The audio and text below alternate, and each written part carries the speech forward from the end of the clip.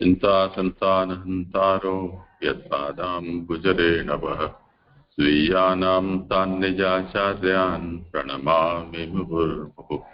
यदनुग्रहतो जन्तुः सर्वदुःखाहिगो भवेत् तमहं सर्वदा वन्दे श्रीमद्वल्लभनन्दनम्।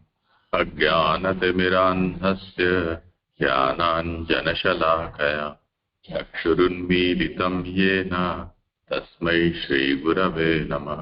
नमामि हृदये शेषे लीलाक्षीराब्धिशायिनम् लक्ष्मीसहस्रलीलाभिः सेव्यमानं कलानिधिम्। चतुर्भिश्च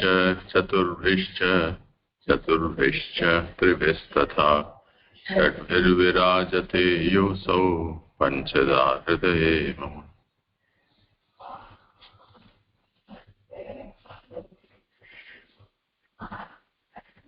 કોનો છે વારો?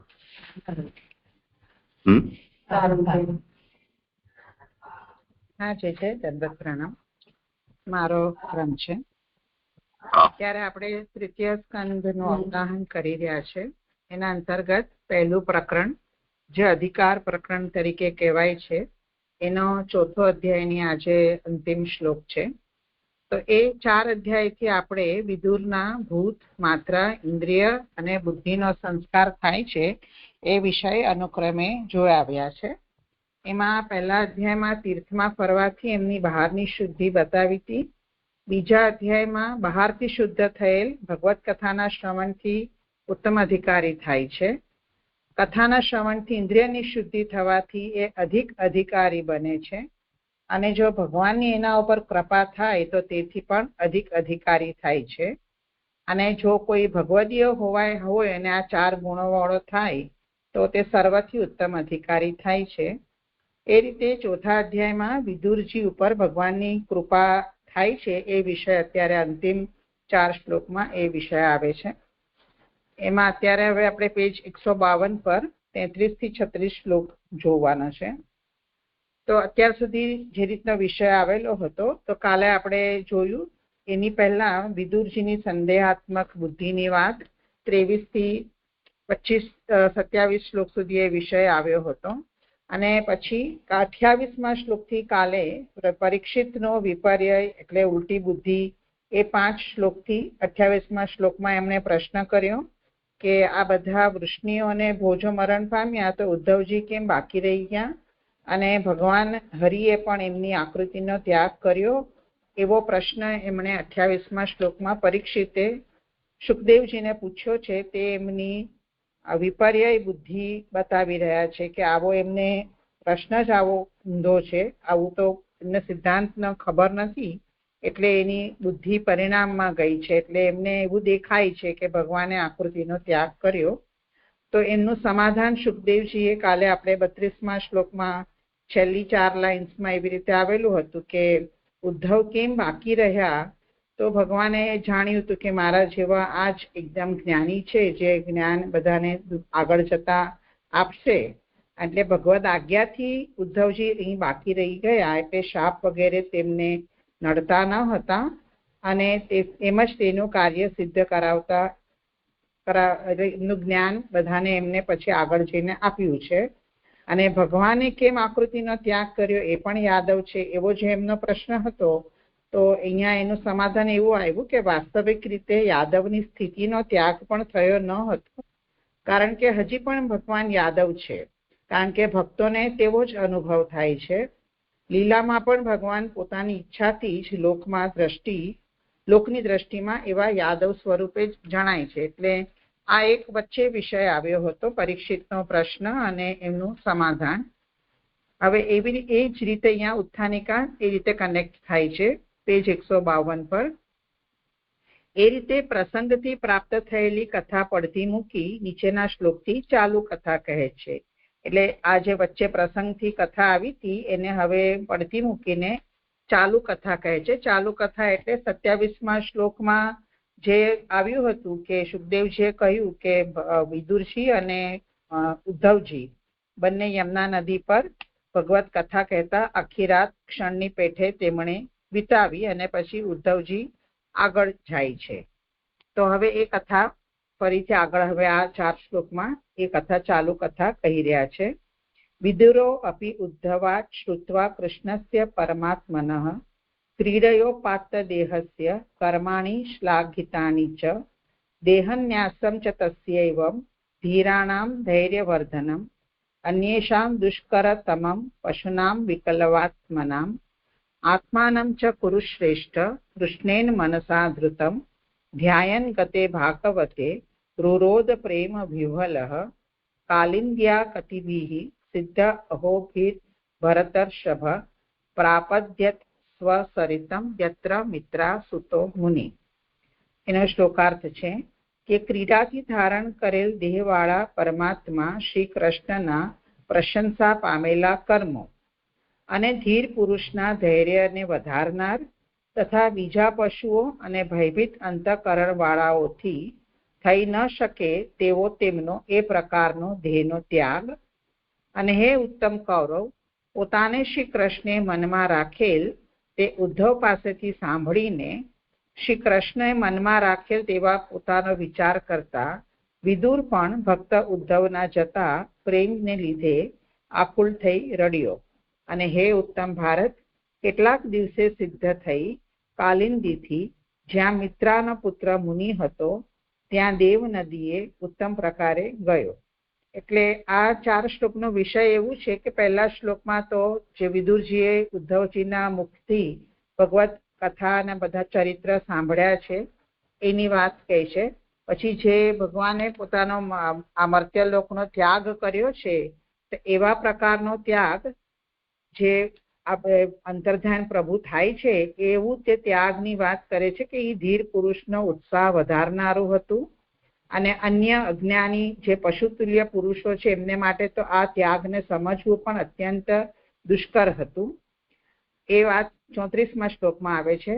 અને પછી વિદુરજીને એવું ખબર પડે છે કે ઉદ્ધવજી પાસેથી એમણે સાંભળેલું કે જતા જતા પણ ભગવાને વિદુરજીને યાદ કર્યા હતા. એ યાદ આવતા એ પાછા અને એવું ખબર પડી કે ભગવાને મને અંતિમ સમયે પણ મને યાદ કર્યો છે. આ વાત સાંભળીને અને વિદુરના જવાના કારણે એ પ્રેમને લીધે આકુલ થઈ રડ્યા છે. અને છેલ્લે પછી તે કેટલાક દિવસે યમુનાજીથી જ્યાં હતા પહેલા કથા સાંભળી હતી રાતના 2 જણાએ ઉદ્ધવજી એમણે ત્યાંથી હવે મૈત્રેયજી જ્યાં મળવાના હતા ત્યાં દેવ નદીએ તે ઉત્તમ પ્રકારે ગયા છે. આટલો વિષય આ 4 શ્લોકનો છે. હવે આ જે પહેલો પેરેગ્રાફ છે એ જનરલ ભૂમિકા જેવું લાગે છે. સુબોધીની નેક્સ્ટ પેજથી સ્ટાર્ટ થઈ છે એ લઉં છું. સિદ્ધાંત કહેલો નહીં હોવાથી ઊંધા જ્ઞાનનો અને માયાનો સંબંધ તેને એટલે વિદુરને પણ થયો છે. તેથી તેના બાકીના ભાગ તરીકે વિદુરની પણ કથા કહેવામાં આવે છે. ત્યાં પહેલી ફૂટનોટ છે તેના એટલે ઊંધા જ્ઞાનના. એ પ્રમાણે અહીં વિદુરમાં પોતાના અંશથી ભગવાને પ્રવેશ કરીને તેની બુદ્ધિનો સંસ્કાર કર્યો. એ બુદ્ધિની સૃષ્ટિ કહી એવું પુરુષોત્તમજી કહે છે. અને તેના એટલે ઊંધા જ્ઞાનના અને માયાના એ રીતે વિદુરની કથા કહેવામાં આવે છે એવું નાનુભાઈજીનો અર્થ છે. તો અહીંયા સિદ્ધાંત કહેલો નહીં હોવાથી એટલે અત્યાર સુધીનો આપણે જે વિષય જોયો એમાં ઉદ્ધવજીએ ભગવાન ચરિત્રની બધી કથાઓ એમને કહી છે પણ એમને સિદ્ધાંત નથી કહ્યો. એટલે તત્વજ્ઞાનનો એમને કોઈ યથાર્થ જ્ઞાન એમને હજુ સુધી થયું નથી. એટલે જેમ ઊંધા જ્ઞાનનો અને માયાના સંબંધના કારણે પરીક્ષિતે જે 28મા શ્લોકમાં પૂછ્યું ત્યાં આપણે જોયું કે એમનું ઊંધું જ્ઞાન કેવી રીતે છે. એવી જ રીતે વિદુરને પણ હજી એટલી એમની બુદ્ધિનો સંસ્કાર હજી આગળ જઈને થવાનો છે. એટલે અત્યારે પણ એમને પણ ઊંધા જ્ઞાનનો અને માયાનો સંબંધ થયો છે. એટલે હજી પણ આપણને થોડીક વિદુરની કથા આગળ 33મા શ્લોકના અંતર્ગત જે કહેવામાં આવે છે ત્યાં આપણને વિદુરની ઊંધા જ્ઞાનનો ખ્યાલ આવે છે. એને એટલે જ એમ કહે છે તેથી જ ભવિષ્યમાં આપણા બધાનો આ તે ભગવાન કાલ આવેલ છે જે 1:13-18માં એ વચન આવે છે એમ વિદુર ખોટું કહેશે. એટલે ભવિષ્યમાં એટલે આપણે પહેલા સ્કંધમાં ભલે આગળ જોઈ આવ્યા પણ અત્યારે તો જ્યારે વિદુરજીને બધું જ્ઞાન થયા પછી જ્યારે હસ્તિનાપુર જશે અને પછી યુધિષ્ઠિરને બધાને રાજ્ય કરતા જોવે છે. ભીમ બધા પોતપોતાના કામમાં હવે મસ્ત છે, રાજ્ય સંભાળી રહ્યા છે. તો એમણે ત્યાં જોયું કે બધા પોતપોતાના કાર્યમાં ગાફેલ થઈ રહ્યા છે ને કલી આવી રહ્યો છે એ આ બધાને ખ્યાલ નથી. ત્યારે એમણે ધૃતરાષ્ટ્રને આગળ છોડીને, આગળ હસ્તિનાપુર છોડીને પોતાના સ્વર્ગ સુધી જવા માટે એમણે આવું વચન કહ્યું હતું કે આપણા બધાનો આ તે ભગવાન કાલ આવેલ છે. એમ વિદુર ખોટું કહેશે એટલે હું એવું સમજી કે ભગવાન કાલ આવે છે એ પોઈન્ટ ઓફ વ્યૂ થી ખોટું કહેશે એવું મને સમજાયું. કારણ ભગવાન કાલ સ્વરૂપે આવે છે એવું નહોતું, પણ કલિયુગનો પ્રવેશ થવાનો છે અને હવે તમારો સમય થઈ ગયો છે, તમારા પુત્ર બધા યુદ્ધમાં મરી ગયા છે ને હવે તમે હજી કેમ રહી રહ્યા છો, એ રેફરન્સથી એમને ત્યાંથી આગળ મોકલવાના હતા એટલે એમણે આવું કહ્યું છે. એવો અહીંયાનો સંદર્ભ છે. એટલે ખોટું કહેશે એમાં મને એટલું સમજાયું કે કાલ ભગવાન કાલ સ્વરૂપે છે એ વિષય એમનો ખોટો ઊંધું જ્ઞાન હતું. પછી કદાચ ખોટું તો જે આપ કરાવજો. પછી આગળ કહે છે કે જેમ ઉદ્ધવ બદ્રિકાશ્રમ ગયો એવી રીતે વિદુર પણ દેવ નદીએ ગયો, એવો વાક્યનો સંબંધ છે. એટલે આ જે 27મા શ્લોકમાં બંને આખી રાત ક્ષણની પેઠે વિતાવી અને ઉદ્ધવજીએ કહ્યું વિદુરને કે મૈત્રેયજી દ્વારા તમને ઉપદેશ થશે, અને પોતે બદ્રિકાશ્રમ ભગવદ આજ્ઞા પ્રમાણે ગયા અને વિદુર પણ ભગવદ આજ્ઞા પ્રમાણે દેવ નદીએ ગયા, કારણ કે એમને ત્યાં મૈત્રેય સાથે મેળાપ થવાનો છે. એવો વાક્યનો સંબંધ છે. વચ્ચે એટલે દેવ નદીએ જતા પહેલા પોતાને યથાર્થ જ્ઞાન થયું નથી એમ જણાવવા ભક્ત ઉદ્ધવ ગયો ત્યારે વિદુર પોતે પ્રેમને લીધે આકુલ થઈ રડ્યો. અને રડવાના કારણો 3 આપ્યા છે. એક છે ભગવાનના ચરિત્રનું શ્રવણ, બીજું ભગવાનની મોહ કરાવનારી લીલાનું શ્રવણ, અને ત્રીજું ભક્તો પર ભગવાનની કૃપાનું શ્રવણ હતા. એટલે જ્યાં સુધી હજી દેવનદીએ નથી ગયા એ પહેલા એમને રડવું આવ્યું છે. પ્રેમને લીધે આકુળ થઈને રડ્યા છે અને એને જ્ઞાન પણ એટલું હજી થયું નથી, સિદ્ધાંત હજી એમને નથી ખ્યાલ આવ્યો. એટલે એ બધા કારણોસર અને ઉદ્ધવ જતા રહ્યા એ બધાને લીધે, પ્રેમને લીધે તેઓ રડ્યા છે. તેમાં ભગવાનના ચરિત્રનું શ્રવણ એટલે ભગવાનની જે બધી લીલાઓ ઉદ્ધવજી દ્વારા એમને સાંભળી હતી એ એમને બધું યાદ આવ્યું, એટલે પ્રેમના લીધે વિહવળ થઈને તેઓ રડવા લાગ્યા. બીજું રડવાનું કારણ કે છે કે ભગવાનની મોહ કરાવનારી લીલાનું શ્રવણ, એટલે જે આ બધી યાદવસ્થલીનો પ્રસંગ થયો અને ભગવાને આસુર વ્યામો લીલા કરીને આ જે યાદવ શરીરનો ત્યાગ કર્યો છે એ બધી લીલાનું એમને શ્રવણથી યાદ આવીને રડે છે. અને ત્રીજું ભક્તો પર ભગવાનની કૃપાનું શ્રવણ હતું. એટલે એમને પછી પણ ખબર પડી હતી ઉદ્ધવ દ્વારા કે ભગવાને જતા જતા પણ એમને યાદ કર્યા છે, તો ભગવાનની કેવી કૃપા છે એમ કરીને પણ એમને આ 3 કારણસર એમને રડવું આવ્યું હતું. એમાં જે ત્રીજું કારણ છે ભગવાનની કૃપાનું કારણ, એ ત્રીજું સાત્વિક કારણ છે, કારણ કે ભગવાને એમને યાદ કર્યા અંતિમ સમય જતા પહેલા, એટલે એમને સાત્વિક કારણ કહ્યું છે. પહેલું રાજસ છે, એટલે જે બધી ચરિત્રનું શ્રવણ કર્યું એને રાજસ કહ્યા છે. અને આ જે વ્યામોહ પોતે મર્ત્યલોકનો ત્યાગની જે લીલા છે યાદવાસ્થળીને, એને તામસ કહી છે. તેથી 3 કારણોથી 3 પ્રકારનો પ્રેમ બહાર નીકળવાથી એમને રડવું આવ્યું છે. એટલે 3 કારણ એટલે સાત્વિક રાજસ તામસ કારણોથી એમનો પ્રેમ બહાર નીકળ્યો, ઉચ્છલન થયું છે અને એમને રડવું આવ્યું છે. ઉદ્ધવના મુખથી આ કથા સાંભળેલ હોવાથી તે ખોટી હોવાની શંકા ન હતી. એટલે એવું બી કોઈ શંકાનું કઈ સ્થાન નથી, કારણ કે આ ઉદ્ધવજીએ જ આ બધી કથા કહી છે, એટલે આજે યાદવાસ્થલી બની છે એમાં તો હવે કઈ ખોટું હોવાની શંકા હતી નહીં, એવું અહીંયા જણાવે છે.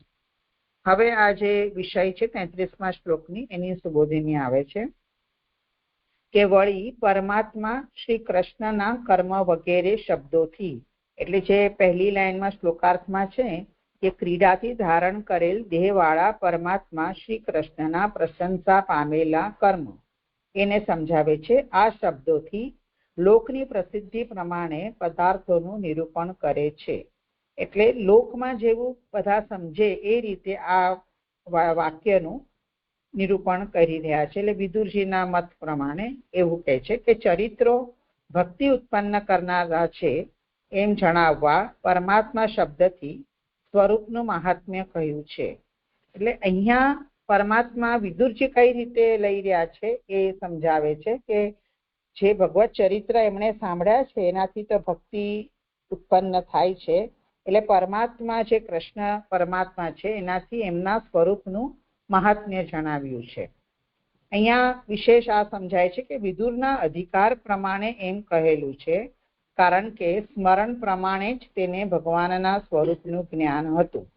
એટલે આ વાત મહાપ્રભુજી સુબોધિનીમાં જે કહી રહ્યા છે એ વિદુરના અધિકાર પ્રમાણે કહ્યું છે, કારણ કે સ્મરણ પ્રમાણે જ તેને ભગવાનના સ્વરૂપનું જ્ઞાન હતું. એટલે પૂર્વ સ્મૃતિ જે એમના કાકા તરીકે એ બધું એમને આગળથી જે બધું એમની સ્મરણ પ્રમાણે ભગવત સ્વરૂપનું જે જ્ઞાન હતું એ પ્રમાણે એમની એવી સમજ છે કે પરમાત્મા એટલે પુરુષોત્તમ, એવી વિદુરજીની સમજ છે. એટલે બધી આત્માઓમાં શ્રેષ્ઠ એને પુરુષોત્તમ, એને પરમાત્મા એટલે એમને પુરુષોત્તમ એવું એમનું સમજ છે. આપણે તો પુરુષોત્તમ તો ક્ષર અને અક્ષરથી અતીત એવી રીતે પુરુષોત્તમ સમજીએ છીએ, પણ એમને અહીંયા સુધી જ વિચાર એવો કર્યો છે કે બધી આત્માઓમાંથી ઉત્તમ હોય તેને પરમાત્મા એટલે પુરુષોત્તમ. આત્મા હોય તે જ સર્વથી ઉત્તમ છે. એટલે આત્માના સંદર્ભથી આ ભગવાન શ્રી કૃષ્ણ ઉત્તમ છે. અને હવે ઉત્તમ સમજાવવા માટે કહે છે કે લોકની માન્યતા પ્રમાણે ચિંતામણી વગેરે ઉત્તમ હોવા છતાં આત્મા નથી, તેમજ જીવ ઉત્તમ નથી. એટલે ચિંતામણી આપણે જોઈએ છે કે એક મણી છે જે જડ સ્વરૂપ છે, જે બધાની કામનાઓ પૂરી કરે એવો આ ચિંતામણી છે. તો એ શ્રેષ્ઠ છે બધાને પોતાની કામના પૂર્તિ કરવાના સંદર્ભમાં. એટલે એની શ્રેષ્ઠતા છે, પણ એ આત્મા નથી એમ કહી રહ્યા છે. અને જીવ તો જડ નથી, જે બધા અન્ય જીવો છે આપણા લોઅર લેવલના બધા જે જીવ છે એ આત્મા છે પણ ઉત્તમ નથી. એટલે ઉત્તમ અને આત્મા એ બંને પ્રકારથી ભગવાન જ જાણવામાં આવતા હોવાથી તે પ્રમાણે કહેલું છે. એટલે અહીંયા ભગવાનને પરમાત્મા અથવા કે પુરુષોત્તમ કેમ કહ્યું છે, કારણ કે ઉત્તમ પણ છે અને આત્મા પણ છે. એ રીતે એમને ભગવાન આવી રીતે જાણવામાં આવે છે કે પરમાત્મા એટલે પુરુષોત્તમ શ્રી કૃષ્ણ.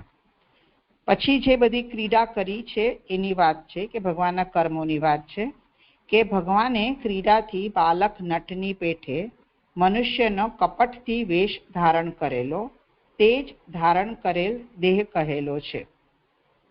એટલે કયો દેહ જે કહ્યું છે ક્રીડાથી ધારણ કરેલ દેહ, એટલે નટની જેમ મનુષ્યનો એમણે વેશ ધારણ કર્યો છે. જે આપણે જન્મ પ્રકરણમાં જોયું કે ભગવાન તો પેલા ચતુર્ભુજ સ્વરૂપે જ પ્રકટ થયા હતા અને પછી નટ સ્વરૂપે બાલકનો વેશ ધારણ કર્યો. આ એ જ ધારણ કરેલ દેહ અહીંયા કહ્યો છે. તેવા ભગવાનના બધાએથી પ્રશંસા પામેલા ભૂમિનો ભાર હરવો, ગોવર્ધનને ઊંચે ધારણ કરવો વગેરે કર્મો અને ચ અને શબ્દ હોવાથી છુપા પણ કર્મો અથવા ગોપિકાઓ સાથે રમણરૂપ અદ્ભુત ચરિત્ર ઉદ્ધવ પાસેથી સાંભળ્યા. એટલે અહીંયા વિદુર ન હોય ને ઉદ્ધવ હોય એવું જણાય છે મને. એટલે કયા કયા કર્મ? તો એક તો આ ભૂમિનો ભાર હર્યો, એમાં બધા કંસ અને અન્ય બધા જે અસુરોને માર્યા એ બધાની લીલાઓ કે ભૂમિનો ભાર એ બધા ભગવાનના પ્રશંસા બધા પામેલા બધા કર્મ છે. બીજામાં એમણે આ યાદ કર્યું છે કે ગોવર્ધન ધારણ વગેરેના કર્મ. અને પછી જે શ્લોકમાં લખ્યું છે લાસ્ટ વર્ડ ચ 33મા શ્લોકમાં, તો ચ થી બીજા અન્ય છુપા પણ કર્મ છે, આપણને એની લીલાનું અનુસંધાન નથી કે આપણને ખબર નથી, એવા પણ છુપા કર્મ ગણ્યા છે. અથવા જે ગોપિકા સાથેનું અદ્ભુત ચરિત્ર, જે રમણરૂપ અદ્ભુત ચરિત્ર છે, આ બધું વિદુરજીએ ઉદ્ધવ પાસેથી સાંભળ્યા હતા. અહીંયા 33મા શ્લોકની સુબોધિની થાય છે. આગળ હવે 34માનું બધું સાથે છે એટલે હું સાથે લઉં છું. હવે આ દેહન્યાસમ ચ તસ્યેવમ ધીરાણામ ધૈર્યવર્ધનમ એ સમજાવે છે કે દેહન્યાસ, દેહન્યાસમ એટલે દેહનું ન્યાસ. ન્યાસ મીન્સ એટલે દેહને છોડવો કે દેહનો ત્યાગ. તો દેહન્યાસમ એટલે દેહનું ન્યાસ, કારણમાં સ્થાપન અથવા શબ્દના છલથી નટની પેઠે કરેલો ત્યાગ સાંભળ્યો. એટલે દેહને છોડીને એના કારણમાં સ્થાપન એટલે તત્ત જે આપણે સમજીએ છીએ તે પોતપોતાના કારણોમાં તેનું સ્થાપન કરી રહ્યા છે. અથવા બીજી રીતે કે એમણે જે છલની પેઠે છોડી દીધું શરીર એ દેહનો ન્યાસ એણે સાંભળ્યો. એટલે જે ઉદ્ધવજીએ કહ્યું કે ભગવાન આવી રીતે સરસ્વતીના કિનારે વૃક્ષની પાસે બેસીને ત્યાગ કર્યો હતો એ એમણે સાંભળ્યો. એ પ્રકારનો એટલે ઉદ્ધવ પાસેથી સાંભળ્યો તેવા પ્રકારનો એટલે આવો દેહ ત્યાગ એમણે સાંભળ્યો. હવે આ દેહ ત્યાગ કઈ રીતે કયા લોકો એને સમજી શકે છે એની વાત છે કે ધીર પુરુષોના એટલે વૈરાગ્યનું અનુસંધાન વાળાઓના ધૈર્ય એટલે સર્વનો ત્યાગ કરીને આવી રીતે યોગથી જ આ શરીર ત્યાગ કરવા યોગ્ય છે એવા સ્વરૂપ પધારી ગયું. એટલે ફલનું દર્શન થવાથી મધ્યમાં થતા દુઃખનું અનુસંધાન ન રાખવું જોઈએ એવા સાહસરૂપ ધૈર્યને વધારનાર તે ત્યાગ સાંભળ્યો. એટલે આ જે એમણે ત્યાગ કર્યો છે એ ધીર પુરુષ માટે તો એ ઉત્સાહ વધારનારો ત્યાગ હતો એમના રેફરન્સથી. કારણ કે એવા જે વૈરાગ્ય વાળા જે યોગી લોકો હોય એ લોકો એવું જ સમજે છે કે યોગ દ્વારા આ શરીરને આવી રીતે છોડવું જોઈએ. એટલે આ રીતે પ્રભુનું સ્વરૂપ પધારી ગયું. એટલે ફલનું દર્શન થવાથી, ફલનું એટલે અંતિમ તો આપણે જોયું કે પ્રભુએ શરીર મર્ત્યલોકનો ત્યાગ કર્યો, એ દર્શન થવાથી મધ્યમાં થતા દુઃખનું અનુસંધાન ન રાખવું જોઈએ. એટલે ત્યાં સુધીની જે વચ્ચેની જે બધી વાત હતી કે કેવી રીતે બધી યાદવાસ્થલિત થઈ ને શું થયું, એ બધા દુઃખનું અનુસંધાન ન રાખવું જોઈએ એવું ધીર પુરુષો સમજીને એમના આ સાહસરૂપ ધૈર્યને વધારનાર આ ત્યાગ એમણે એ રીતે સાંભળ્યો. પછી બીજા લોકો કેવી રીતે આ ત્યાગને જોવે એમ કહે છે કે બીજા વિવેક વિનાના દેહને આત્મા માનનારાથી તે જરાય થઈ શકે તેવો નથી. એટલે જે વિવેક વિનાના લોકો હોય છે, જે દેહને આત્મા માને છે, એ લોકોથી તો આ ત્યાગ જરાય થઈ શકે તેવો નથી. એટલે એ લોકો કરી ન શકે કે સહન ન થઈ શકે એવું મને બંને અર્થ લાગ્યા કે આવું એ લોકો સહન પણ ન થઈ શકે, આવું જોઈ શકવાનું કે એ લોકો કરી પણ ન શકે ત્યાગ, બંને મને સમજાય છે. પછી આપ જણાવજો. કારણ કે એમ કરવાને કોઈ પણ શક્તિમાન નથી. એટલે આ જે વિવેક વિનાના દેહને આત્મા માનનારાઓ તો આવો ત્યાગ કરવા શક્તિમાન પણ નથી. તેમાં પણ તે ત્રીજા કેટેગરી કહે છે કે ભવિષ્યનું હિત અથવા અહિતના વિવેકના અનુસંધાન વિનાના પશુઓથી. એટલે ત્રીજી કેટેગરી છે પશુઓ કે છે. તો પશુઓ તો ભવિષ્યનું એમને હિત અહિતનું તો એમને કઈ વિવેક હોતો નથી. તો આજમાં જે લોકો જીવી રહ્યા છે તો તે લોકોથી પણ આવું સાહસ ન થાય કે આમ ત્યાગ પ્રભુ જેમ ત્યાગ કર્યો શરીરનો એમ ત્યાગ કરી શકે. અને ચોથી કેટેગરી તેમાં પણ વિકલવાત્મ નામ એટલે ભય છે આત્મા જેવોનો. ભય જ જેમના અંતઃકરણનો સ્વાભાવિક ગુણ છે. એટલે મૂર્ખાઈથી પણ જેઓથી સાહસ થતું નથી તેવાઓથી તો થઈ જ ન શકે તેવો એ ત્યાગ છે. એમ પશુઓથી પણ તેઓનો ભેદ જણાવેલો છે. એટલે એક તો પશુઓ પણ આવું કરી જ ન શકે, અને જે ભય વાળા મનુષ્ય લોકો છે કે સ્વભાવથી જ જેઓ ડરતા હોય છે, તો મસ્તીમાં કે મૂર્ખાઈથી પણ આમ સમજ્યા વગર પણ કોઈ કાર્ય કરે પણ તો પણ આવું કાર્ય તો આવો ત્યાગ તો તેમનાથી થઈ જ ન શકે એવું આ ભગવાનનો દેહ ન્યાસ અહીંયા સમજાવ્યો છે આ પેરેગ્રાફમાં, એટલે 34મા શ્લોકમાં. અને એ કેવો છે કે ધૈર્ય લોકો માટે તો ઉત્સાહ વધારનારો આવો ત્યાગ, અને બીજા લોકો માટે તો તેમને માટે સમજવું જ અત્યંત દુષ્કર હતો એવો આ ત્યાગ કહી રહ્યા છે. હવે 35મા શ્લોકમાં ભગવાન એમને યાદ કર્યા હતા એ વિષય આવે છે. વળી પોતાને ભગવાને મનમાં રાખેલ તે વિદુરે સાંભળ્યું. હે ઉત્તમ કૌરવ, એ પરીક્ષિતનું સંબોધન એમ જણાવવા કરેલું છે કે તેના વડવાઓએ કરેલા પુણ્યો એ પ્રમાણે તેમના વંશમાં ઉત્પન્ન થયેલાઓને યોગી થાય છે. એટલે જે આ વાત આવી કે કૃષ્ણએ મનમાં રાખેલ તે ઉદ્ધવ પાસેથી સાંભળ્યું. તો અહીંયા સુખદેવજી પરીક્ષિતને સંબોધન કરીને કહી રહ્યા છે કે આ નોર્મલ મને લાગે છે જનરલ વાત કે આપણા વડવાઓએ કોઈ પુણ્ય કર્યા હોય તો એમના વંશમાં જે બધા પાછળના બધા હોય એ બધાને પુણ્ય હેલ્પફુલ થાય છે, ઉપયોગી થાય છે, એવું અહીંયા કહી રહ્યા છે. તો કદાચ વિદુરના પણ વડવાઓના પુણ્ય એમને આવ્યા હશે અત્યારે ઉપયોગમાં, એવું કંઈક અર્થ હોય એવું લાગે છે. પછી જે ચ શબ્દ છે, આત્માનામ ચ પુરુષ શ્રેષ્ઠ, તો જે ચ શબ્દ હોવાથી પોતાને ઉપદેશ આપવા મૈત્રેયને આજ્ઞા કરી તે સાંભળી. એટલે ભગવાને મૈત્રેયજીને વિદુરને ઉપદેશ આપવા માટે આજ્ઞા કરી હતી, એ એમણે ઉદ્ધવ પાસેથી સાંભળ્યું. પછી અહીંયા ઉદ્ધવનું લખ્યું છે પણ વિદુરનું લાગે છે. વિદુરનું ભગવાને માત્ર સ્મરણ કર્યું ન હતું, પરંતુ તેને મનમાં રાખેલો હતો.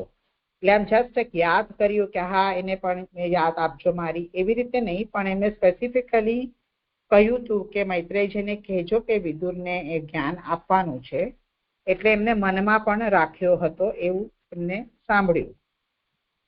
જેઓ મને જે પ્રકારે ભજે છે એ નિયમ લાગુ પડતો ન હોવા છતાં, ભક્ત બહિર્મુખ હોવા છતાં નાસી જતાને પણ મનમાં રાખ્યો, તેવો પોતે ભગવાનનો કૃપાપાત્ર બન્યો છે એમ વિચારતા બીજા ભગવાનના ગુણો ઉદ્ધવે કહેલ ન હોવાથી તે ભક્ત જતા રડ્યો અને પ્રેમને લીધે આકુલ થયો, એટલે મૂર્છા પામ્યો, એવો અર્થ છે.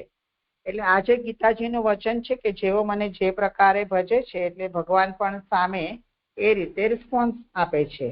આ નિયમ અહીંયા નથી લાગુ પડતો, કારણ કે આ વિદુરજી તો બહિર્મુખ હોવા છતાં અને નાસી ગયા હતા, છતાં પણ ભગવાન એને મનમાં રાખ્યો. એટલે અહીંયા ભગવાન એક્સેપ્શનલી આ રૂલને ઉલ્લંઘન કરીને પણ ભગવાને વિદુરજીને યાદ કર્યા છે. બહિર્મુખ કઈ રીતે સમજાય? તો આમ તો એ ભક્ત હતા અને તો પણ એમને ખબર છે કે આ ભગવાન છે, પાંડવો સાચા છે, ભગવાન એમના પક્ષમાં છે, છતાં પણ એ આ લોકોના કૌરવોના પક્ષમાં ગયા હતા. તો એ રીતે એ બહિર્મુખ મને સમજાયું.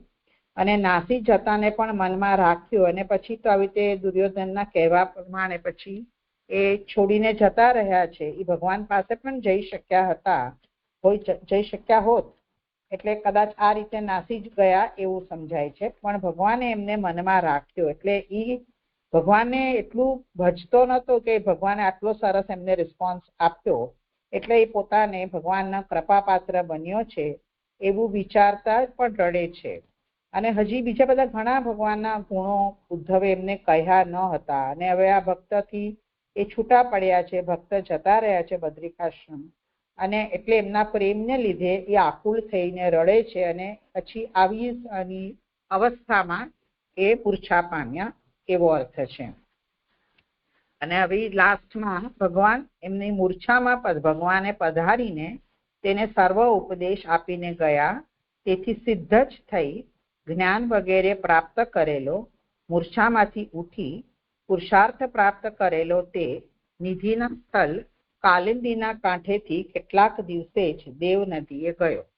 એટલે આ જે ભાગવતાર્થમાં કહ્યું કે ભગવાનની કૃપા મળે તો એ અધિકારી થાય છે, એ અહીંયા સમજાય છે કે હવે મૂર્છામાં ભગવાન સ્વયં એનામાં પધારીને, જે અહીંયા નીચે ફૂટનોટમાં પણ લખ્યું છે કે પોતાના અંશથી ભગવાને પ્રવેશ કરીને તેની બુદ્ધિનો સંસ્કાર કર્યો, એવું અહીંયા સમજાય છે કે હવે મૂર્છામાં આવીને એને સર્વ ઉપદેશ આપી ગયા. એટલે અત્યાર સુધી જેની ઊંધી બુદ્ધિ, થોડુંક સંદેહાત્મક બુદ્ધિ જે બધું હતું, તો હવે એને અધિકારી બનાવે છે કે એને યથાર્થ જ્ઞાન મૈત્રેયજી પાસેથી આગળ બને ને એને ગ્રહણ કરી શકે. એનાથી હવે તે સિદ્ધ થયા, અને આવું જ્ઞાન જેને અધિકારીતા પ્રાપ્ત કરાવે છે, બુદ્ધિનો સંસ્કાર થયો, એવું જ્ઞાન પ્રાપ્ત કરીને હવે આગળ એ મૂર્છામાંથી ઉઠીને થોડાક દિવસે કાલિંદીના કાંઠેથી દેવ નદીએ ગયો.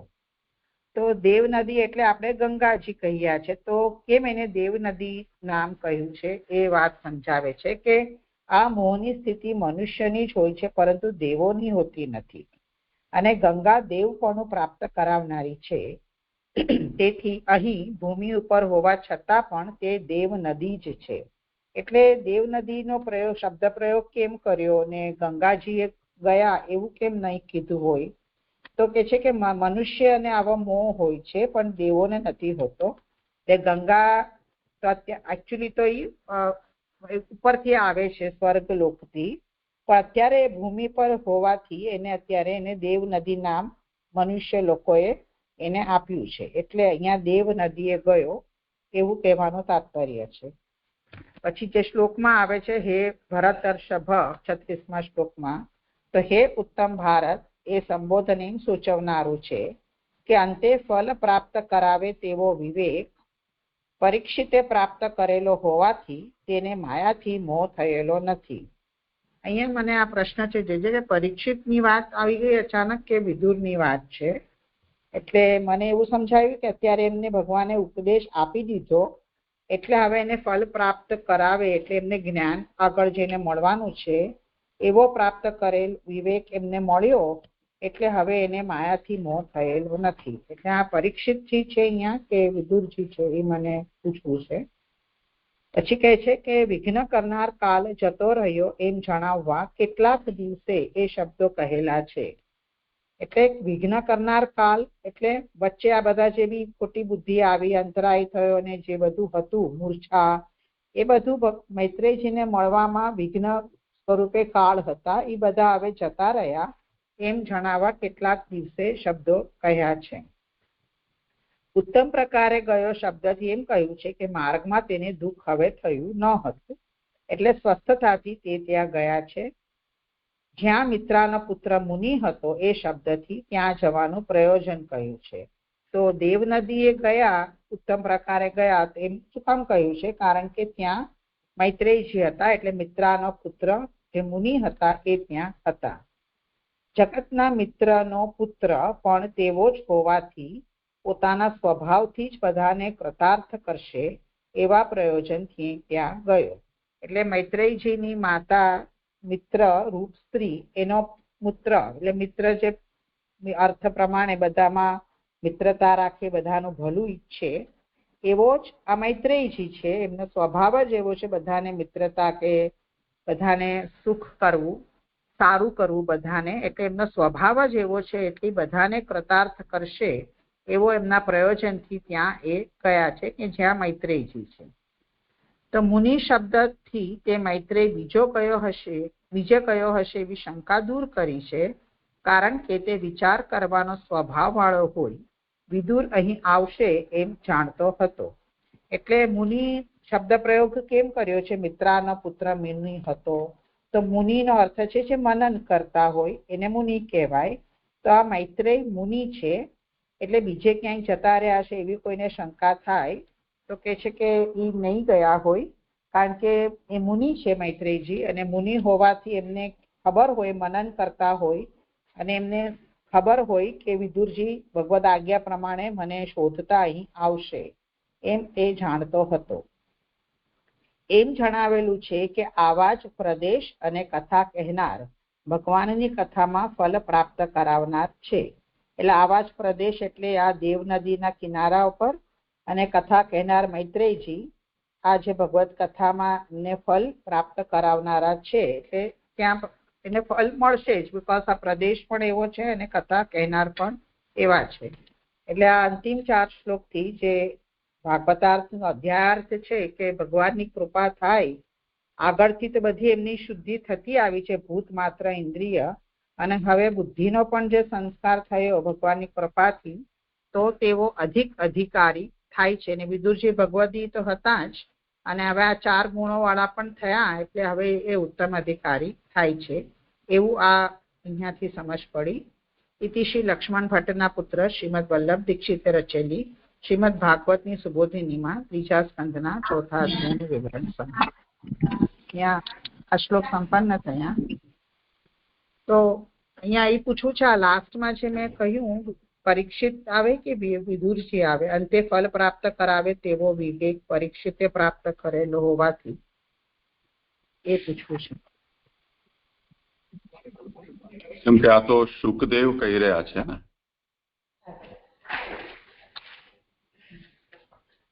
તો શુકદેવ તો અત્યારે પરીક્ષિતને જ કહી રહ્યા છે, વિદુરનો તો પ્રસંગ આવતો નથી. તો ભરતર્ષભ ઇતિ સંબોધનમ फल पर्यवसायी विवेकस्य प्राप्तत्वात् न तस्य मायामोह इति सूचकम्। આ જે સંબોધન છે પરીક્ષિતને જે સુખદેવજી કરી રહ્યા છે એનાથી એ જણાવ્યું છે કે એને ફલમાં પર્યવસાન થાય એ જાતનું જ્ઞાન પ્રાપ્ત થઈ ગયું છે અને તેથી એને માયાકૃત મોહ નથી થયો એવું સૂચક છે. તો જેવી રીતે પરીક્ષિત છે એને અહીંયા કહ્યું હતું આ ભાગવતાર્થમાં ક્યાંક એ વાત આવી હતી ને કે ઉદ્ધવને કોઈકને થયું હતું મોહ ને કોઈકને નથી થયો એવું. વિદુર અને ઉદ્ધવના સંબંધમાં એ આવી હતી ને ઉત્તમતા અને એની ગણનામાં. થોડું જ્ઞાનમાં થોડો કર્મથી ભગવાનનો જન્મ થાય છે એવો જે પ્રસંગ આવ્યો તો એમાં આવ્યું કે ઉદ્ધવજીને એવું નથી ને વિદુરજીને છે નહીં એવું આવ્યું.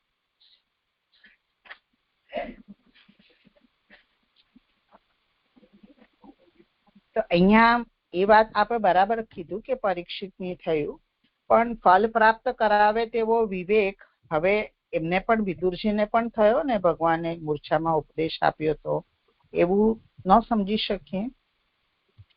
હા એને જ કહી રહ્યા છે ને. એટલે પરીક્ષિતને કહ્યું ને હમણાં એટલે હું પૂછું છું એટલે બંનેને લેવાનું એમ નહીં.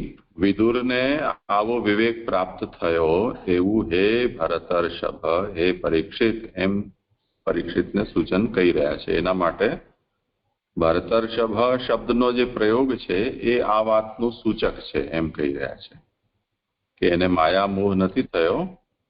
તો એ વાતને તું સમજી શકીશ કેમ કે તું પણ માયા મોહથી મુક્ત થઈને અહીંયા આવીને બેઠો છો. હા એ સમજ પડી ગઈ.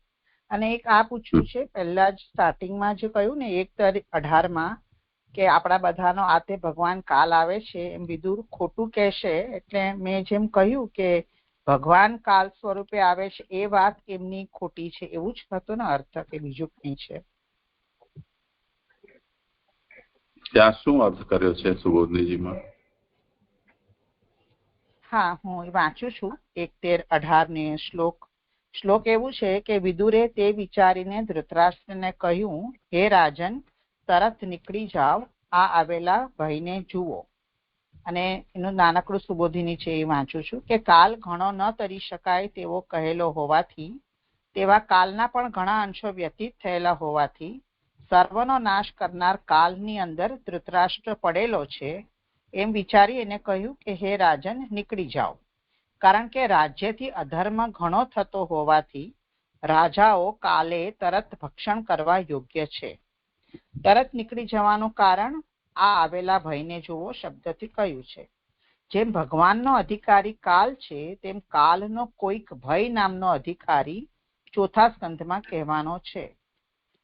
તે હમણાં ભગવાન પધારી ગયા છે ત્યારે તેમના સેવકો પોતાની મેળે નીકળી નહીં જાય તો અધિકારીની પત્નીઓની પેઠે સર્વનું ભક્ષણ કરશે. અથવા જેઓ પહેલા કાલના ભક્ષ્ય તરીકે પ્રાપ્ત થયેલા અને ભગવાનની દ્રષ્ટિ તેમના ઉપર હોવાને લીધે કાલે ભક્ષણ નહીં કરેલા હવે તેમનું ભક્ષણ કરવા આવે છે. એટલે એમ કહી રહ્યા છે પોતાના સામર્થ્યના બલથી જ્ઞાન પ્રાપ્ત કરાવવા તેને દેખાડતા આ આવેલા ભયને જુઓ એમ તેઓ કહી રહ્યા છે. એટલે આમાં ખોટું શું હોઈ શકે? એટલે ખોટું આ જ હશે કે ભગવાન કાલ આવ્યા છે, ભગવત સ્વરૂપે કાલ એવું કંઈક છે કે કલયુગ આવે છે એ હશે સાચું. અને આગળ એની ઉપર જ આવું 17મા શ્લોકના અંતમાં એવું લખેલું કે કાલનો પ્રવેશ થશે ત્યારે બુદ્ધિનો નાશ થતા એકબીજાને મારવાથી ધૃતરાષ્ટ્રને પણ ભીનથી ઘણો ભય થશે એવી શંકા થવાથી ધૃતરાષ્ટ્રને સમજાવવા એણે આ નીચેના શ્લોકમાં પ્રવૃત્તિ કરી છે. એટલે ખોટું શું છે એ જ ખાલી પ્રશ્ન છે. ખોટું કહેશે લખ્યું ને આમાં એ.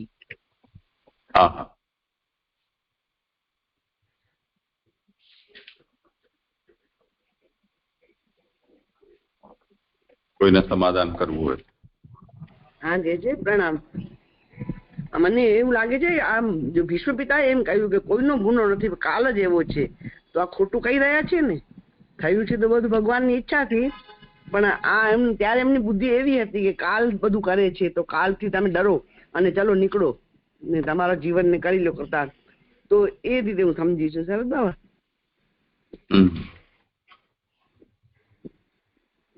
પ્રણામ. અને મને પ્રશ્ન છે સરસ બાબા, પેલા આ વિષય થઈ જાય અને થઈ જવા.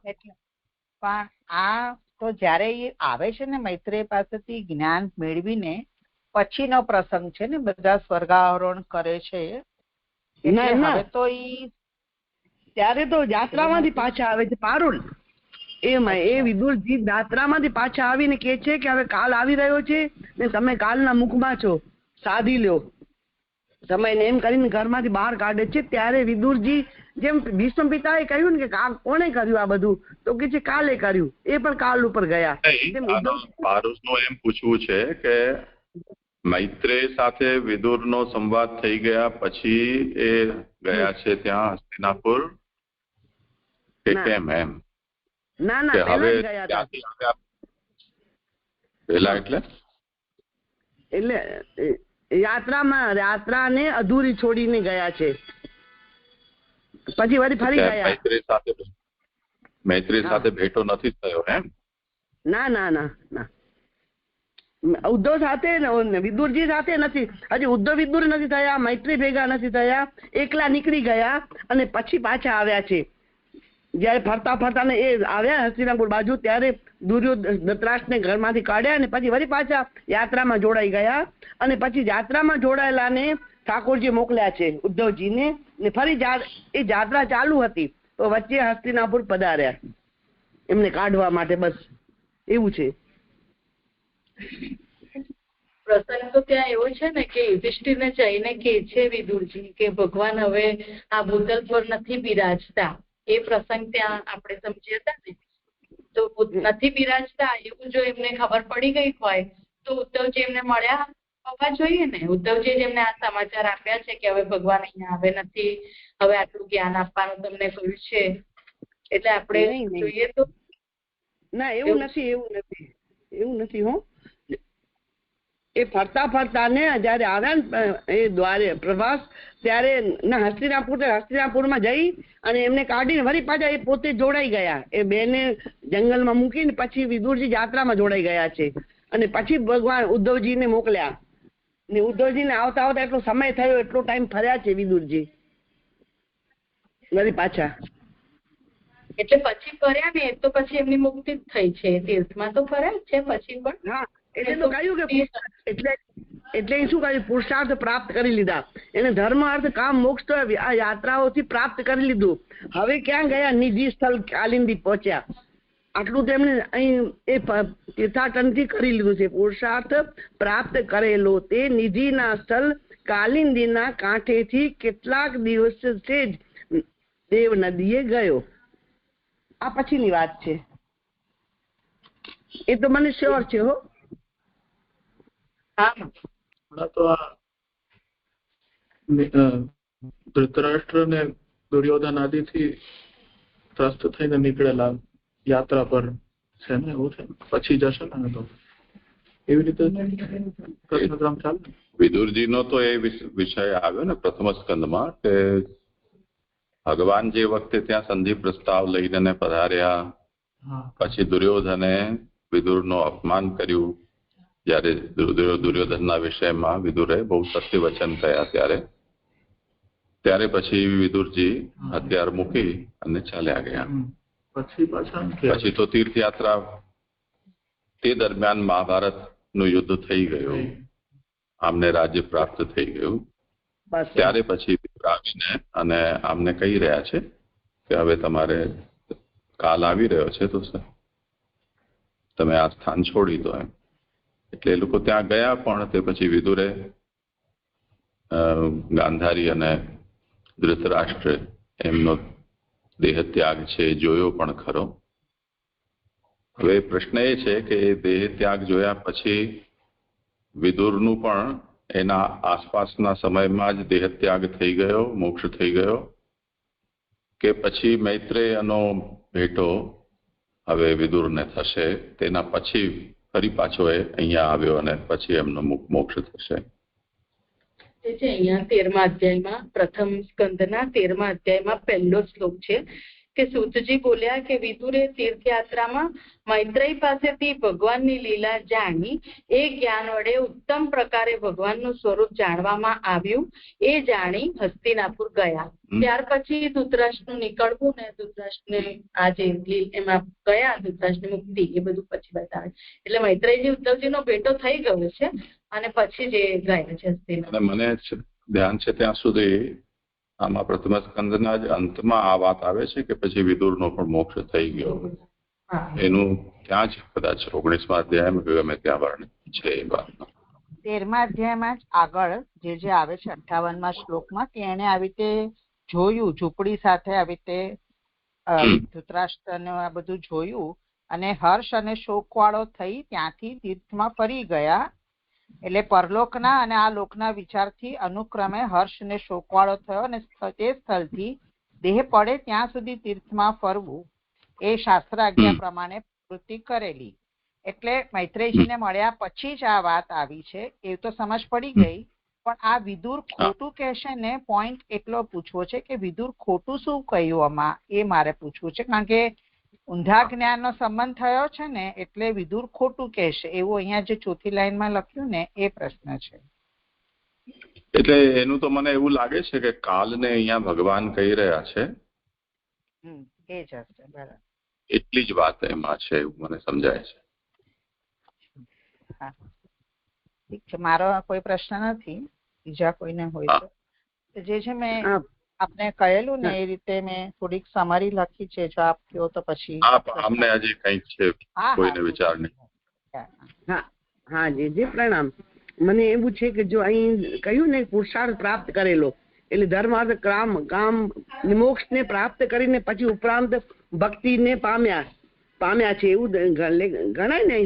સમજાય ને કે નિધિના સ્થળ કાલિંદીના કાંઠેથી કેટલાક દિવસે જ દેવ નદીએ ગયો.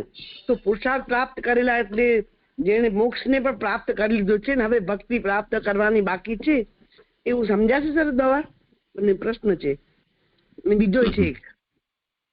હા કરો વિચાર, શું વિષય છે? હા, મને એવું સમજાયું કે મૂર્છામાં જયારે ભગવાન બધાને ઉપદેશ આપીને ગયા ને એટલે હવે સિદ્ધ થઈને જ્ઞાન પ્રાપ્ત કરેલો ઉઠીને પુરુષાર્થ પ્રાપ્ત કરેલો એટલે એક્ઝેક્ટલી ધર્માર્થ કામ મોક્ષ એવું ન સમજીને એમને હવે એમની અધિકારીતા સિદ્ધ થઈ એટલે હવે આગળ જે મૈત્રેયજી એમને કહેવાના છે એ સમજી શકશે એવું મને. વર્ડ ટુ વર્ડ પુરુષાર્થ એટલે આવી રીતે ધર્માર્થ કામ મોક્ષ કેવી રીતે મળી ગયો છે? મોક્ષ તો મળ્યો છે અરુણ, એને નથી એમ નથી મળ્યો, એના હાથમાં છે. એટલા ધર્મવીર છે આ વિદુરજી કે ચારેય એના હાથમાં છે, એટલો સક્ષમ છે, સામાન્ય નથી આ વ્યક્તિ.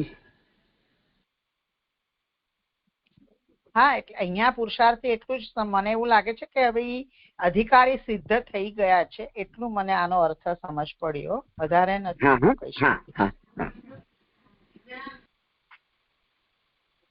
બીજું કઈ હોય તો? હા જી. અને બીજું એ છે કે આ મોહની સ્થિતિ એટલે આ ભગવાનમાં આટલો મોહની સ્થિતિ મનુષ્યોની જ હોય છે. તો આ દેવ લોકો તો આટલો ભગવાન સાથે પ્રેમ કરી શકતા નથી એવું હું સમજી. તો જરાક અને કરો ને સરખું, બરોબર છે આ? એટલે આ મનુષ્યોની સ્થિતિ છે ભગવાન સાથે આટલો બધો પ્રેમ કરી શકે તો કેટલી મોટી વાત થઈ છે. દેવો નથી કરી શકતા એમ આવો પ્રેમ.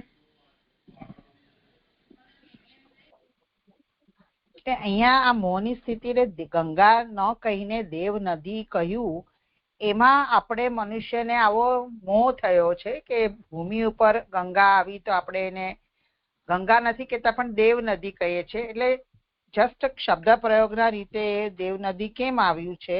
કારણ કે મનુષ્ય આવું સમજે છે કે ભૂમિ પર હોવા છતાં પણ આ તો સ્વર્ગની નદી છે ને એટલે એને આપણે દેવ નદી કહીએ, એટલું આમાં સમજાય છે. હા એ જ સમજવાનું. હું આમ સમજી કે આ મોહની સ્થિતિ મનુષ્યોની જ હોય છે. કેવી કે ભગવાન આટલો મોહ થયો છે જે વિદુરજીને, એ મોહ તો વિદુરજી અહીં મનુષ્ય પૃથ્વી ઉપર જ થાય. એટલે મને આ કેમ આવ્યું કે ભૂતલ ભક્તિ પદાર્થ મોટું તીહ લોક મેં નહીં. તો આ ભક્તિ રૂપી પદાર્થ જે છે એ ભૂતલ રૂપે મનુષ્ય કરી શકે છે ભગવાન સાથે પ્રેમ. હું એમ સમજી સરદાર જરી કરાવી દો ને. હા જોઈએ. પ્રણામ.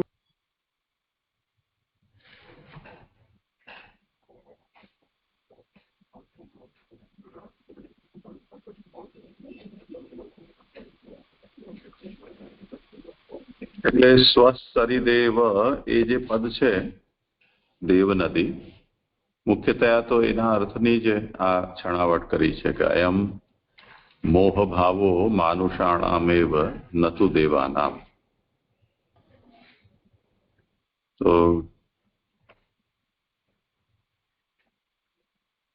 ઉદ્ધવજીના ગયા પછી પ્રેમ વિવલ થઈને વિદુરજીએ રુદન કર્યું અને તે પછી એમને મૂર્છા થઈ. તતો મૂર્છાયામ ભગવાન સમાગત્ય સર્વમ ઉપદિશ્ય ગતઃ. મૂર્છા અવસ્થામાં ભગવાને પધારી અને એમને બધો ઉપદેશ કર્યો. એથી સિદ્ધ એવ ભૂત્વા, એનાથી એમની અવસ્થા છે સિદ્ધિને પ્રાપ્ત કરી, જ્ઞાન આદિથી સંપન્ન થયા અને મૂર્છાનો ત્યાગ કરીને ઉભા થયા. તો આટલી જે અહીંયા અસ્વસ્થતા આદિ પ્રાપ્ત થઈ છે એના સંબંધમાં આ વાત કહેવામાં આવતી હોય એવું લાગે છે કે અયમ મોહ ભાવો માનુષાણામેવ નતુ દેવાનામ. હા હા હા સમજી. હા સમજી સરદાર. પ્રણામ.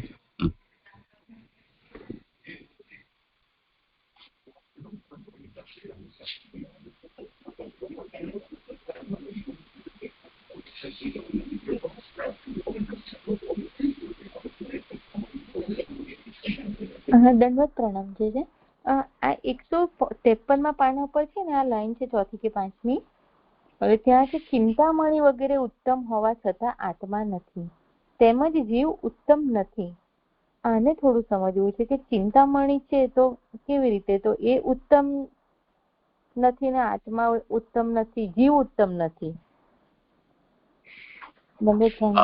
કરો સમાન. અહીંયા જે ભગવાન પુરુષોત્તમ ને અહીંયા પરમ આત્મા એટલે પુરુષોત્તમ કહ્યા છે ને, એને સમજાવવા માટે કહે છે કે લોકની માન્યતા પ્રમાણે ચિંતામણી એટલે એક મણી છે, એ જડ પદાર્થ છે. એને ઉત્તમ આપણે કહી શકીએ કારણ કે એ ચિંતામણી આપણી જે કાંઈ ચિંતન કર્યું હોય, જે પણ કઈ કામના હોય એ આપણને આપી શકે. પણ એ જડ છે, પણ એ આત્મા તો નથી ને, એમ કરીને એને ખાલી એક પાર્ટ કેન્સલ કર્યો કે જડ છે પણ આત્મા નથી. હવે જો આપણે ચેતન સ્વરૂપ લઈએ એટલે જીવ લઈએ તો જીવ આત્મા થઈ શકે છે પણ એ ઉત્તમ નથી. એટલે બંનેમાંથી એક એક પાર્ટ કાઢી નાખ્યો. પણ આ જે પુરુષોત્તમ જે પરમાત્મા શ્રી કૃષ્ણ છે એ ઉત્તમ પણ છે, લાઈક ચિંતામણી, અને આત્મા પણ છે, બંને છે. એટલે એને એ પ્રમાણે ભગવાન જ પુરુષોત્તમ છે કે પરમ આત્મા છે. પરમ એટલે ઉત્તમ ને આત્મા એટલે આ બંને વસ્તુ એક શ્રી કૃષ્ણ જ છે. એટલે એને અહીંયા પરમાત્મા કહ્યા છે એમ સમજાવે છે.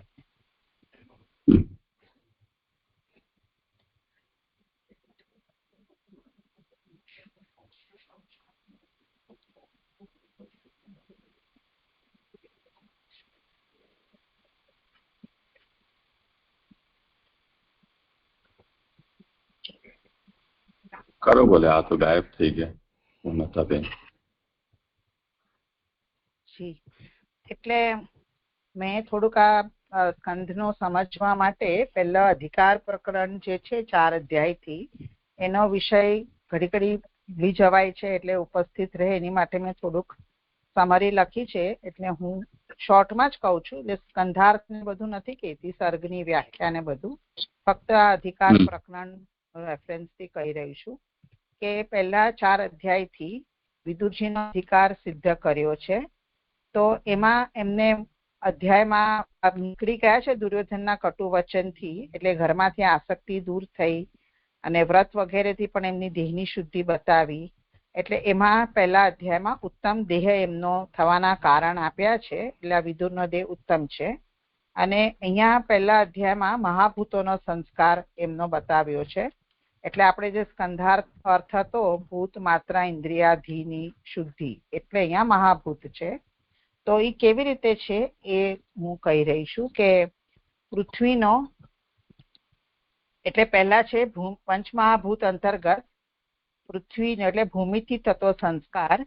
એ શ્લોક 15 થી 20 કહે છે પવિત્ર દેશોમાં ફરવું, પવિત્ર દેશમાં જવું, તેના અંગો એટલે પવિત્રતા, એકાંતમાં રહેવું, અને એનો ફળ એટલે શુદ્ધિ થયેલો જ દેવના પ્રદેશમાં રહે એમ એને ફળ મળ્યું છે.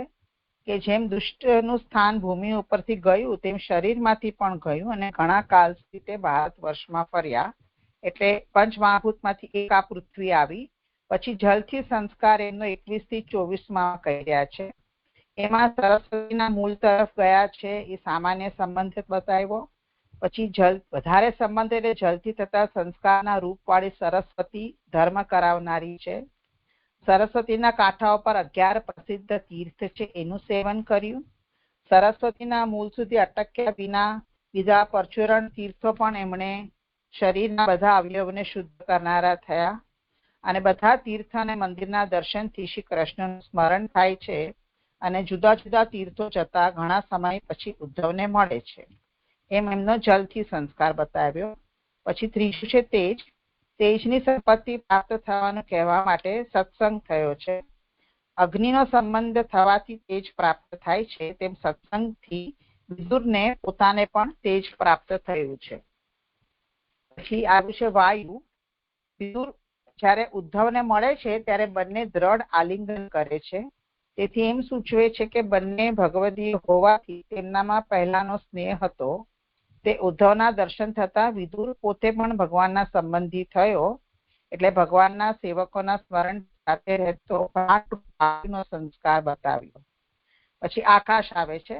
એટલે પહેલા અધ્યાયના છેલ્લા શ્લોકમાં ભગવાનના ચરિત્ર સંબંધી આગળ જાણવાની ઈચ્છા થતા વિદુર ઉદ્ધવને તે સંબંધી પ્રશ્ન કરે છે. અને આમ ભગવાનના ચરિત્રમાં શ્રવણથી અથવા સ્મરણથી હૃદયરૂપ આકાશ સંસ્કાર વાળું થાય છે. એટલે આ રીતે પહેલા અધ્યાયમાં મહાભૂતોની શુદ્ધિ બતાવી છે. પછી બીજા અધ્યાયમાં ભાગવતાર્થ પ્રમાણે બહારની શુદ્ધિ પ્રાપ્ત કરેલ વિદુર જો ભગવત કથાનું શ્રવણ કરે તો અધિક અધિકારી થાય. અને એટલે વિદુરને ભગવાનનો વિશ્વાસ થાય માટે ભગવાન પૂતના વગેરેને પ્રાપ્ત કરાવેલ ફળ કહે છે. ભગવાનની કથા કહેવી તે આ અધ્યાયનો અર્થ છે. એમાં આપણે શુદ્ધિ માત્રાની આવી હતી. એટલે વિદુરનું પહેલા ઉદ્ધવની અવસ્થાનું નિરૂપણ કરતા ભક્તિ ઘણી વધતા ભગવાન દેહની અંદર સાક્ષાત્કાર થતા તન માત્રાનો સંસ્કાર થયાનું સામાન્ય રીતે કહેલું છે. છતાં પણ ભગવાનનો સાક્ષાત્કાર થયા પછી કેવી રીતે તેમનો સંસ્કાર છે તે કહ્યું નથી. તેથી 25 થી 34 શ્લોકથી સંસ્કાર આવ્યો છે. ત્યાં 25-26 કે ભગવાન મથુરામાં દેવથી જન્મ્યા, બ્રજમાં ભગવાન 11 વર્ષ રહ્યા. એ 2 શ્લોકમાં જન્મસ્થાનની ભૂમિ અને વ્રજમાં રહેલ ગંધ એ 2 પદાર્થથી ગંધ તન્માત્રાનો સંસ્કાર બતાવ્યો છે. 27-28 ક્રીડા કહીને આનંદરૂપ હોય રસ કયો છે. એટલે ભગવાનના બાળકો સાથે ક્રીડા કરતા હતા તો ક્રીડા એ રસ છે. યમુના જળની સમીપ કરેલી એટલે એ જલમાં મુખ્ય રસ છે. અને કૌમાર અવસ્થાની ક્રીડામાં જાણે રડતા હોય હસતા હોય એવી લીલા કરે છે. એટલે પહેલાના સમયનું ભક્તોનું બાળપણમાં ધાવવું વગેરે રસનું ગ્રહણ જ મુખ્ય હોવાથી રસનું નિરૂપણ છે. પછી 29-30 રૂપનું નિરૂપણ છે. ઓગણ લીલાના કાર્યમાં એમાં ભગવાનનું તેજ બતાવ્યું છે અને વિઘ્નને નાશ કરનાર તેજ બતાવીને રૂપ તન્માત્રાનો સંસ્કાર કર્યો છે. 32-33 મૃત્યુથી રક્ષણ કરનાર કાર્યનું કહ્યું છે તે સ્પર્શ છે. એટલે એમાં કાલિયનાગની લીલા અને ઓસવ યજ્ઞની લીલા આવે છે. અને પછી સ્પર્શ રૂપમાં શિક્ષા કરવાનું અને ઉઠાડવાનું કાર્ય ત્વચા નેત્ર અને સ્પર્શી થાય છે. તેથી તેમના વડે મૃત્યુથી રક્ષણ કર્યું તે સ્પર્શરૂપ દેખાડ્યું છે. 33-34 દુઃખ દૂર કર્યાનું અને સુખ આપ્યાનું કહ્યું તે શબ્દ છે. એમાં ઇન્દ્રમાન ભંગની લીલા અને રાસની લીલા કહી છે. અને આ સ્ત્રીઓના મંડળના ભૂષણ ભગવાન શરદની રાત્રિએ મધુર શબ્દવાળું ગાન કરતા રમણ કરતા હતા, એમ તે સ્ત્રીઓને સુખ આપ્યું એ રીતે શબ્દ તન્માત્રા કહી. એમ બીજા અધ્યાયમાં આ શ્લોકોમાં તન્માત્રાના સંસ્કાર બતાવ્યો છે.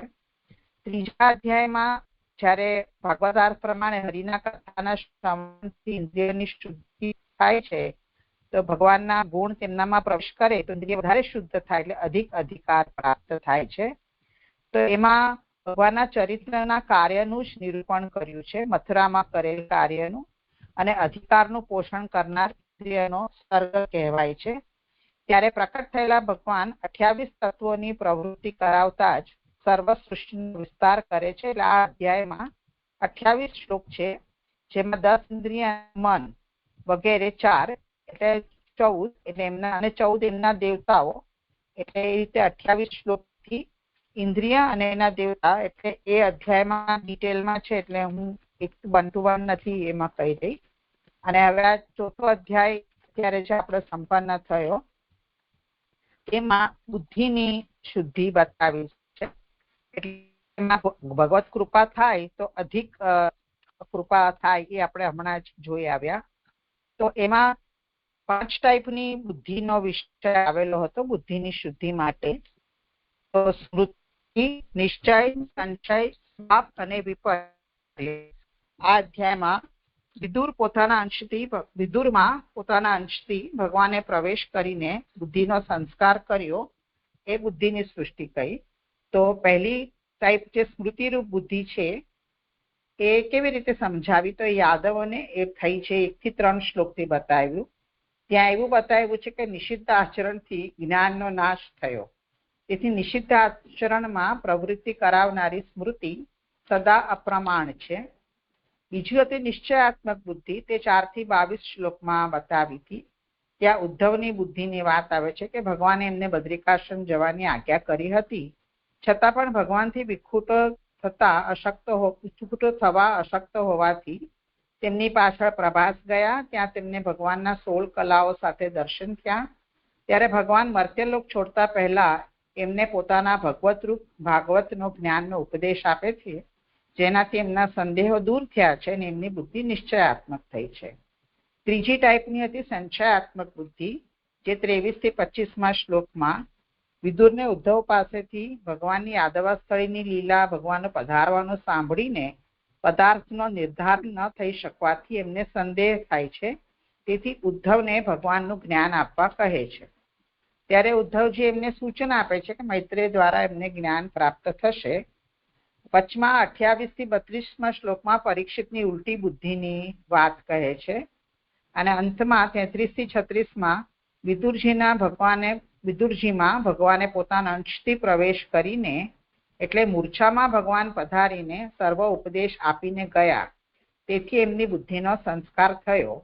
અને એટલે એવું હું સમજી કે આગળની જેટલી કથાઓ એમણે વિદુર પાસેથી સાંભળી, એ બધા વિષયોથી પણ એમની બુદ્ધિનો ક્રમશઃ સંસ્કાર થતો જાય છે.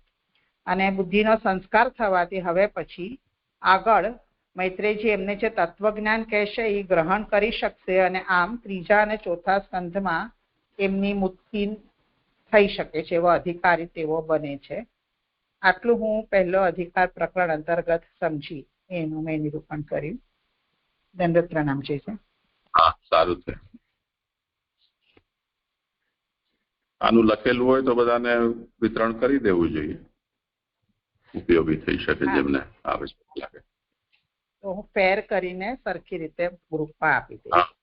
છે. હા, પ્રણામ છે. આપની કૃપાથી એટલું સમજ પડી છે. હા, સારું છે. હવે શું કરવાનું છે?